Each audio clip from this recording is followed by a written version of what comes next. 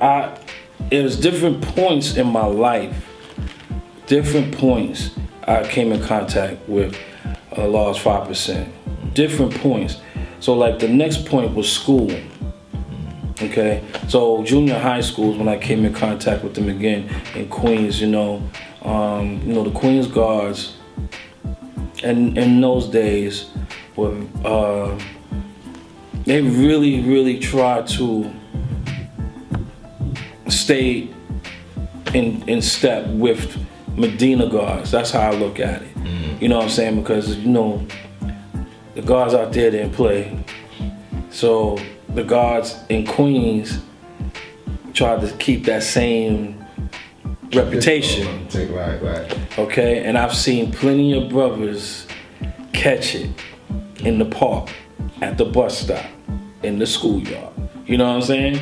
So, and I was a young brother, I was still young, and and my first time seeing it up close was in junior high school, IS 59, Springfield, Queens, Springfield, right off of Springfield Boulevard. In fact,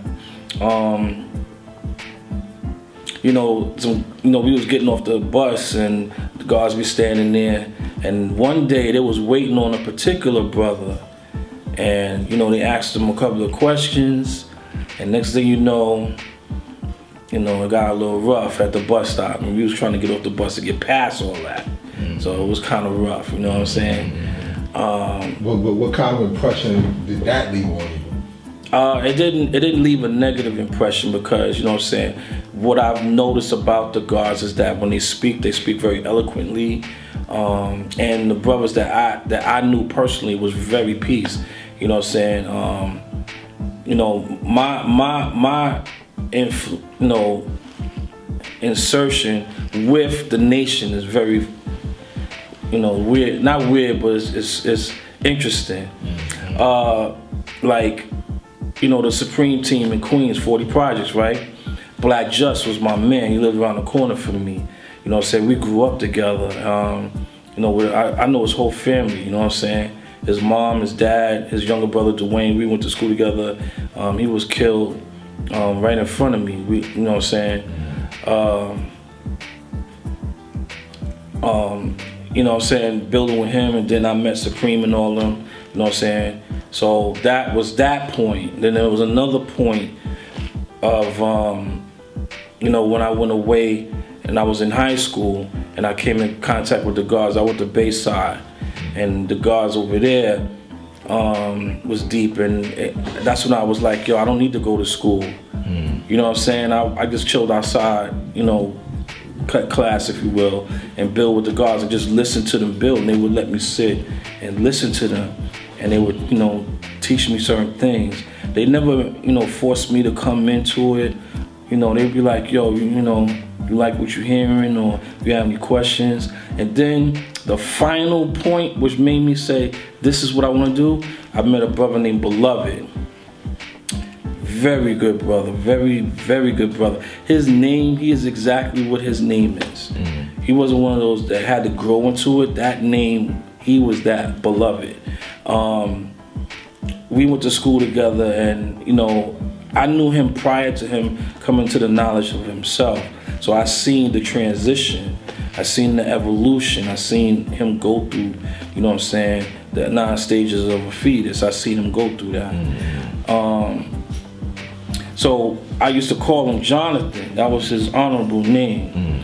And, and he tolerated it to the point we said, let me talk to him. So back in the days when hip hop was really taking shape, when we used to have jams in the park near me was from a school called 176, which was on 121st Avenue and 235th, 6th Street, around there, in Cambria Heights.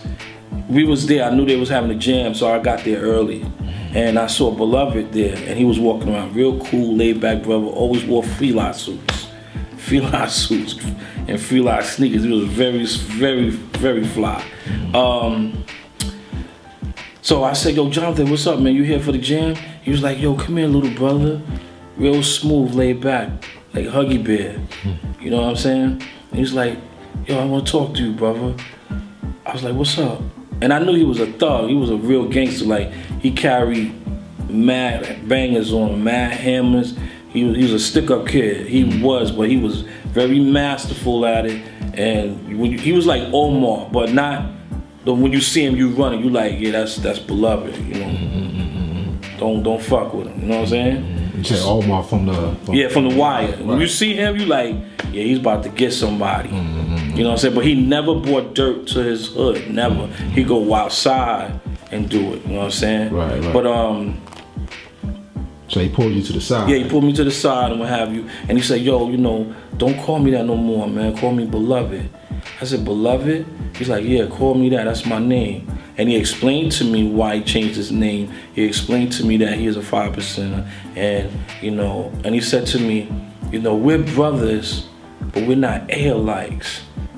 I was like, what is an alike? He's like, and he explained that to me. And I was like, okay. He said, only when you come into the knowledge of yourself and you know that, you know who the true living God is, and then you accept that, then that's when we become alikes. And he gave me that, and he just, and I was like, my head was spinning, you know. I was like, whoa, and I never looked at him the same again. And when we see each other, I'd be like, peace, beloved, peace, peace. You know what I'm saying? And he was killed too.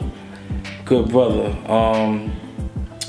And then at that point, I was like, yo, this is what I want to do. I want to be a 5%er. If Mecca did this.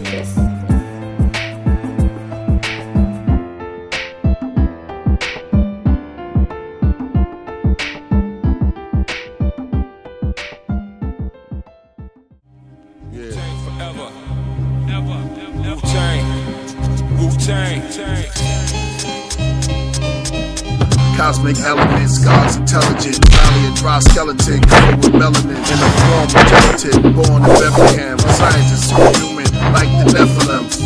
From the nebulous, God's heritage, self-forming universe, face Mount Everest. I don't believe in spooks or apathy. Black man for Africa, black man gatherer. Science about the myth, actual fact. When I rap, there exists the blue gods from the celestial schoolyards. In the mist, from out of a flying disc. 3,000 from 2 fish. I'm Martin debating on the Martians. Malcolm on the mothership over Project Housing. Elijah with his hand on